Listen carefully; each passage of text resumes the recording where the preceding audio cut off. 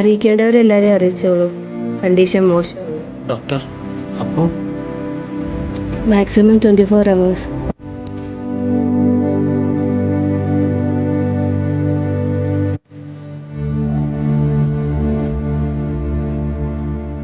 സ്വത്തിനോട് നമുക്കൊരു തീരുമാനം ഉണ്ടാക്കണ്ടേ?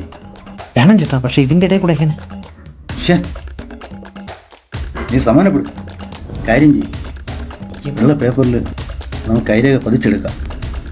അത് കൊള്ളാം, പക്ഷേ ആരും അറിയണ്ട. ചേട്ടാ, നമ്മുടെ ചർച്ച് സെക്രട്ടറി. ഇവനിത് എന്തോ കാണിക്കുന്നത്? എടാ സ്റ്റീഫാ, വാഴക്കൊലക്കെങ്കിലും ഇത്ര റെസ്റ്റ് കൊടുടേ.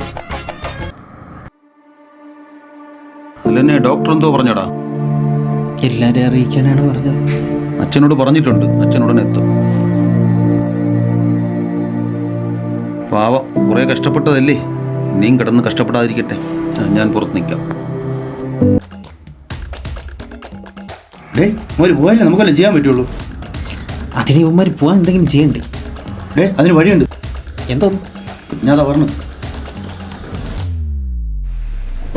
എന്താണ് ഇത്? വല്ലതും നടക്കുമോ?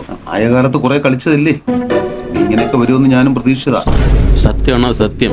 അത് മാത്രമല്ല, വെള്ളമെല്ലാം അടിച്ച് കരളെല്ലാം പോയി കിടക്കണമെന്ന്. കള്ള അച്ഛൻ അച്ചോ, സെക്രട്ടറി എന്തായി? അന്ത്യോപദേശം കൊടുക്കാം അച്ചോ. ശരി ശരി. പിന്നെ അറിയിക്കേണ്ട ആൾക്കാരെല്ലാം അറിയിച്ചായിരുന്നോ? എന്തിനാ? അത് ഇനി ബോഡിയൊക്കെ കഴുകാൻ ആൾക്കാരൊക്കെ വേണ്ടി.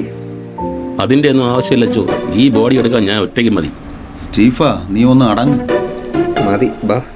ഓ ഹൈ, ഇവനൊക്കെ എവിടെ? സമരം വാ. ഈ അച്ഛൻ അന്ത്യോപദേശ കൊടുത്ത ആരും ഇതുവരെ രക്ഷപ്പെട്ടിട്ടില്ല.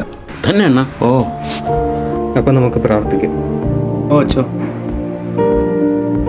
സ്വർഗസ്ഥനായ ഞങ്ങളുടെ പിതാവേ, ഈ പൈതലിനെ അങ്ങയുടെ അടിയങ്ങളിലേക്ക് ഞങ്ങൾ സമർപ്പിക്കുന്നു. ഈ പൈതലിന്റെ ആത്മാവിനെ അങ്ങ് വീണ്ടെടുത്ത് സ്വർഗത്തിൽ പുതിയൊരു ഭവനം കൊടുത്തങ്ങ്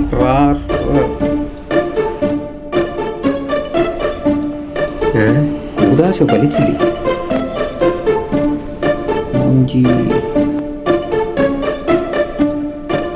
മെഡിക്കൽ മിറാക്കിൾ. ഞാൻ ചത്തില്ലേ?